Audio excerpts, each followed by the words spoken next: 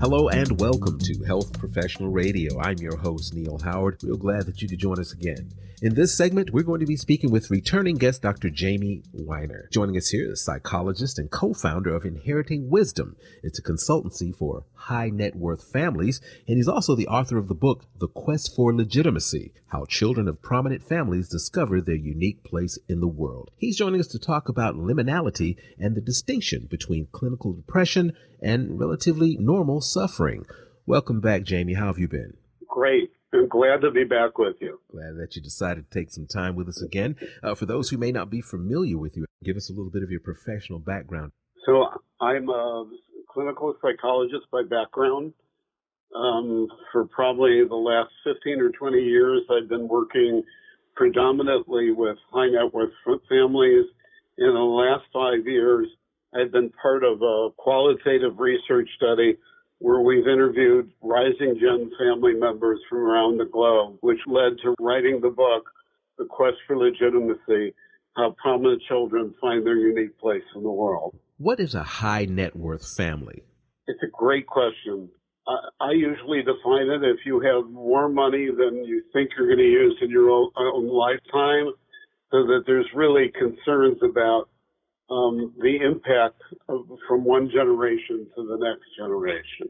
Now, when you say concern about the impact from one generation to the next generation, concern that the next generation might squander what the previous generations have accumulated within that family?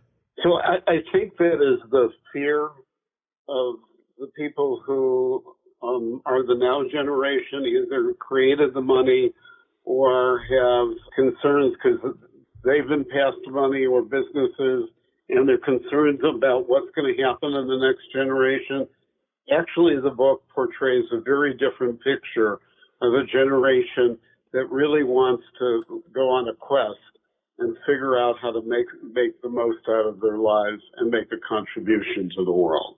When I was in middle school, high school, college, I thought that if one of my classmates was, for lack of a better term, a rich kid, that there were no problems at all. They had it great. There were no problems. They were going to, go through life, just sail through it. But your book suggests that there's a lot of pressure on children of high net worth families to maintain the status quo.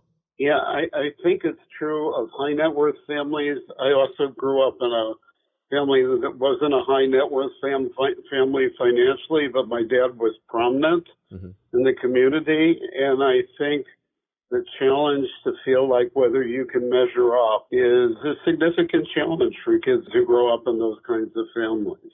Is it more of a challenge for the child who's in a high net worth family to fit in, or are they more worried about pleasing mom and dad or the generation before them, making sure that the name and the prominence continues?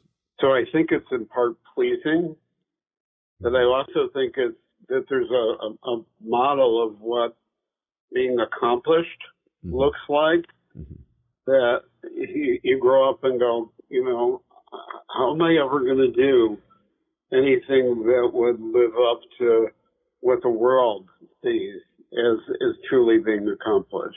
So it's more of what the world is going to think as opposed to what the immediate family is going to think. Could be both, but yeah, I think it's more the world than it is necessarily the family. In your book, The Quest for Legitimacy, How Children of Prominent Families Discover Their Unique Place in the World, you talk about breaking moments in that book and periods of liminality. Talk about these breaking moments, and what is liminality? So in the interviews we did interviews with 24 rising gen family members from around the globe, and every single one of them called out a moment in their life that was a break. And that's what I refer to as breaking moments. It was something that all of a sudden they were going along on their path, and something happened that kind of shook everything up. And what it led to, so for example, there was a gentleman named Rishi, longer story. He had been involved in the family, had been helping out the family business. He went to the World Cup. He was in Florida. He got an email from his dad that basically fired him. Stopped talking to his dad for 2 years. That was a breaking moment. What it threw him into was a period of what I call liminality, of feeling betwixt and between. And I think your listeners can understand what that might feel like. And part of it is that can look very much the same as depression looks, but it has connected to it the potential for it to be a transformational moment that can lead to growth. So as opposed to being depressed by that email that basically fired him, he was just sad over it, blue, ticked off over it, angry, not necessarily clinically depressed. He was reacting in a way that any normal person would, being rejected. Is that a fair assessment? It's a fair assessment. It's very relevant, even in terms of the number of kids in college. 30% of them at this point are looking for some kind of treatment for loneliness, depression, or anxiety. And I wonder how much of that, given what's going on in the world, is that they're in the middle of a breaking moment where they really need to use a period of liminality, of feeling betwixt and between, to sort out who they are and figure out in some form of a quest how they're going to move forward with their lives. When does this liminality normally become important? Middle school, high school, or are we talking, you mentioned college. Once you're in college, I would think you're on your way to being, an integral part of the high net worth family, as opposed to, being in middle school and high school and navigating all of that adolescence. So one, it can happen at various points in one's life. So we interviewed somebody from Costa Rica in probably 10 or 11 years old. He was in a family that did a lot of competitive tennis. He broke his arm, so he had a literal break. But from that point on, he couldn't participate in the family in the way that he always had. And he had to rethink what was important for him. And I think that happens at different points.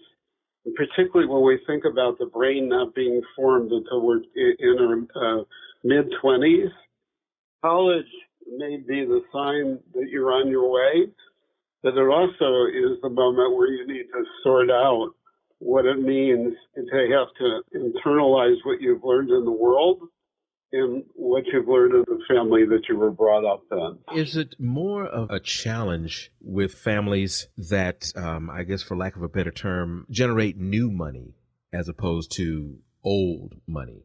Of course. So we interviewed one family that went back 450 years and another family that went back 250 years. And instead of it being the success and prominence of a single person, by that point, there's this whole history behind you that you have to figure out your relationship to and sort out, who am I? Is it important that I'm involved in the family business, involved with the money of the family, but also, who am I? What am I going to do?